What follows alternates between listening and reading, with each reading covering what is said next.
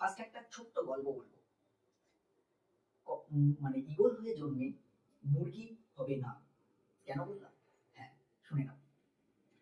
একটা ঈগলের বাচ্চা ছোটবেলায় তার বাবা মার থেকে হারিয়ে গিয়ে মুরগিদের সাথে মিশে যায় এবং তার বেড়ে ওঠা মুরগিদের সাথে। ফলে যখন সে বড় হয়ে গেল তখন ওই গ্রাউন্ডে থাকতে থাকতে একদিন দেখলো ঈগল পাখি উঠছে, তখন ওই মুরগিদের সাথে থাকতে থাকতে ওর বন্ধু বান্ধব তাদেরকে বলছে, দেখো তো এই পাখিগুলো কত সুন্দর উঠতে পারে। তার মানে ব্যাপারটা কি, সেও কিন্তু ঈগল ছিল, সেও কিন্তু এইভাবে উঠতে পারতো, কিন্তু পরিস্থিতি তাকে বাধ্য করেছে এরকম। অভিযোজনটা হয়নি, বেসিক্যালি অভিযোজিত হতে হবে। ও সেই ঈগলের সাথে বেড়ে ওঠাটা হয়নি, ফলে ওই মুরগিদের সাথে অভিযোজিত হয়ে সে মুরগি হয়ে গেছে, ঈগল হয়ে জন্ম। সেরকম মানুষ হয়ে জন্মেছে মানে প্রত্যেকের মধ্যে কিন্তু কোনো না কোনো প্রতিভা আছে, সেই প্রতিভাটাকে কাজে লাগাতে হবে। হ্যাঁ, তুমি কোনো একটা সাবজেক্ট নিতে ওই, সেটা কিন্তু তোমার বেড়ে ওঠার পথে বা জীবনে বড় হওয়ার পথে কখনোই বাধা নয়। তোমাকে ফাইন্ড আউট করতে হবে তোমার কোনটা ভালো লাগছে, কোনটা তোমার স্ট্রং পয়েন্ট, সেইটাকে বেছে নাও, তুমি বড় হতে পারবে।